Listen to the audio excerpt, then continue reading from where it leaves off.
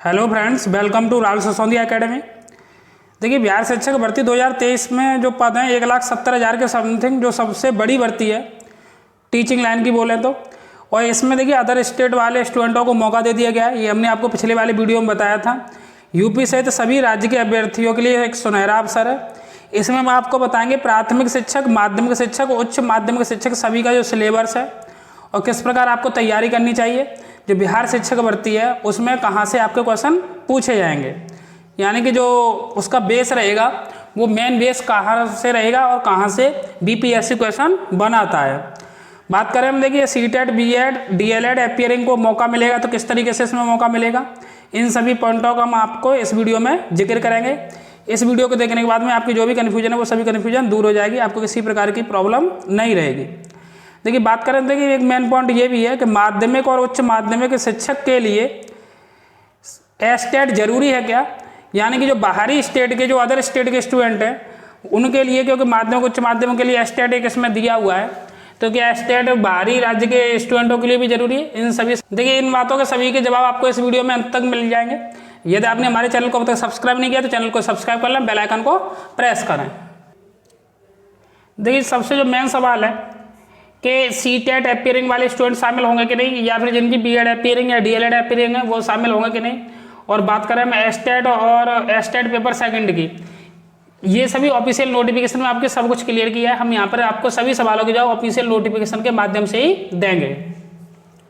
पहली बात देखिए, यहाँ पे लिखा हुआ है प्राथमिक शिक्षक के लिए यानी 1 to 5 के लिए सीटेट पेपर 1 अथवा बीटेट पेपर 1 उत्तीर्ण होना जरूरी है। जब बात करें माध्यमिक विद्यालय के अध्यापक के लिए यानी 9 to 10 के लिए, तो एस्टेट पेपर 1 जो कि बिहार सरकार कराती है अपने यहाँ, उसे उत्तीर्ण होना जरूरी है।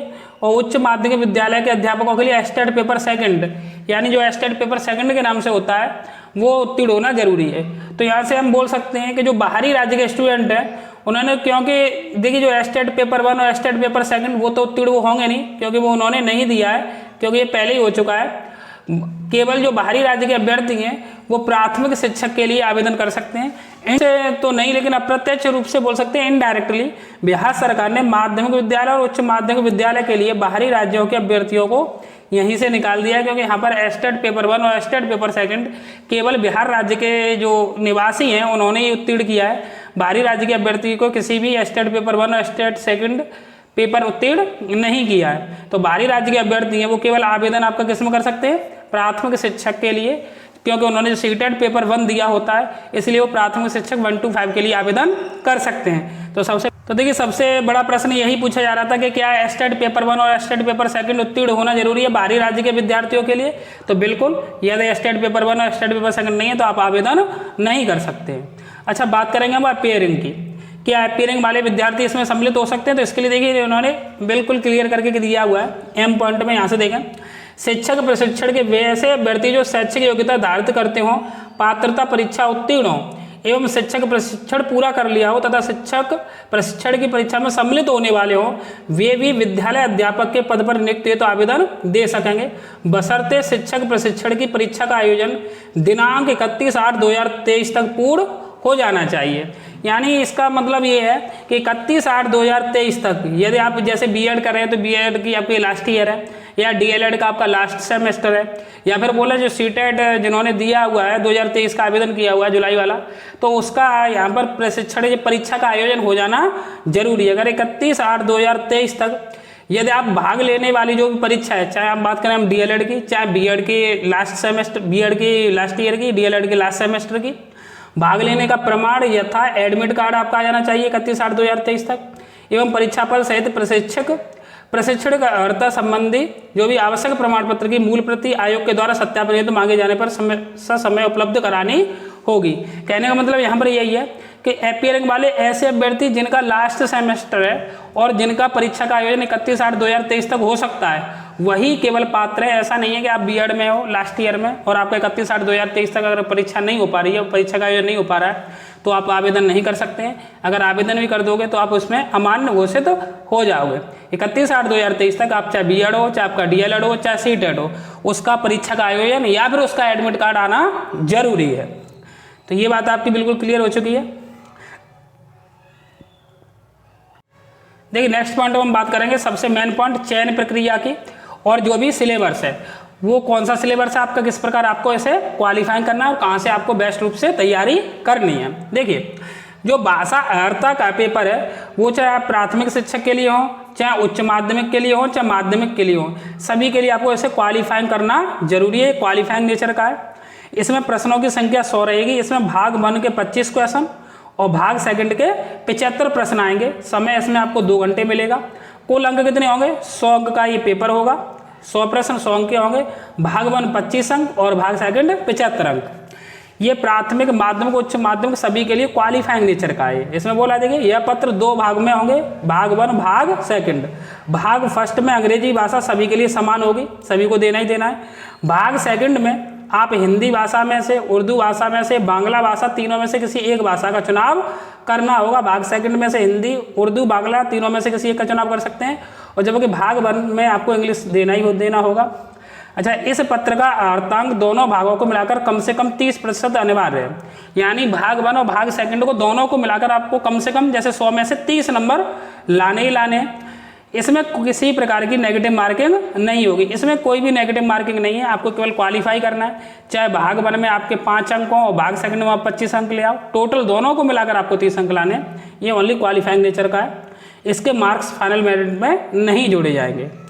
अच्छा, बात करें प्राथमिक विद्यालय के लिए 1 to 5 के लिए सामान्य अध्ययन है। 120 प्रश्न यहाँ पर पूछे जाएंगे और 120 अंक ही ये होंगे।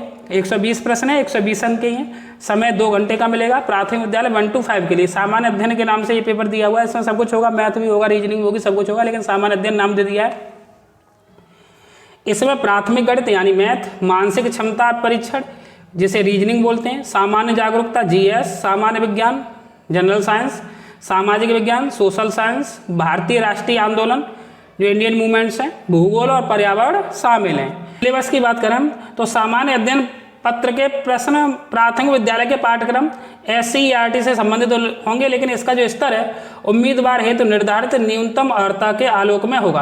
कहने का मतलब अगर आपको 1 to 5 की बेस्ट रूप से तैयारी करनी है तो बिहार सरकार द्वारा जो SCERT की बुक चलाई जाती हैं, खास करके 1 to 8 प्राथमिक लेवल की 1 to 5 की बुक है और 6 to 8 वाली जो बुक है SCERT की, उनसे क्वेश्चन पुटअप करने के, क्योंकि इसमें सिलेबस में दे दिया है SCERT से संबंधित क्वेश्चन पूछे जाएंगे और उनका लेवल 10th तक जा सकता है।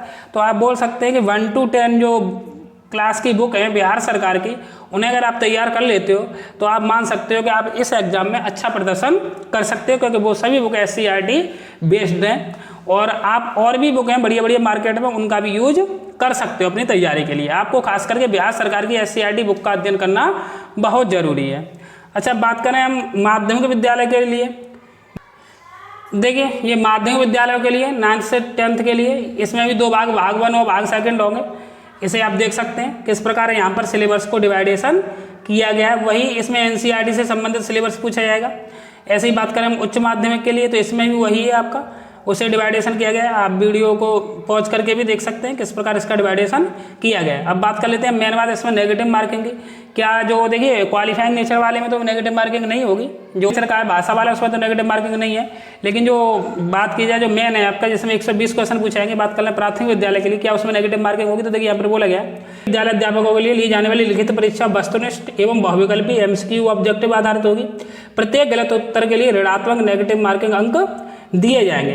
और नेगेटिव मार्किंग का इनका जो फॉर्मूला है वो, यदि ये 5 ऑप्शन देते हैं, ऐसा बोल भी रहे हैं, अगर 5 ऑप्शन देते हैं तो उसमें से n-1 करके यानी 1/4 की नेगेटिव रहेगी। अगर ये 4 ऑप्शन देते हैं क्वेश्चन में तो n-1 यानी 1 कम कर देंगे तो 1/3 की नेगेटिव मार्किंग रहेगी इनके द्वारा। देखिए साक्षात्कार इसमें किसी प्रकार का इंटरव्यू नहीं लिया जाएगा। जो मेरिट है आपकी, जो मेधा सूची है यानी जो फाइनल मेरिट है, वो आपकी जो रिटन में आप टेस्ट रिटन में जो अंक प्राप्त करेंगे उसके आधार पर ये मेरिट तैयार होगी।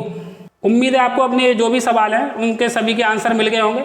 अगर आपने हमारे चैनल को अब तक सब्सक्राइब नहीं किया तो चैनल को सब्सक्राइब कर लें, बेल आइकन को प्रेस कर लें। इस चैनल के माध्यम से आपको बिहार प्राथमिक शिक्षक भर्ती की जो 1 to 5 है उसकी बेहतरीन रूप से तैयारी कराई जाएगी। धन्यवाद।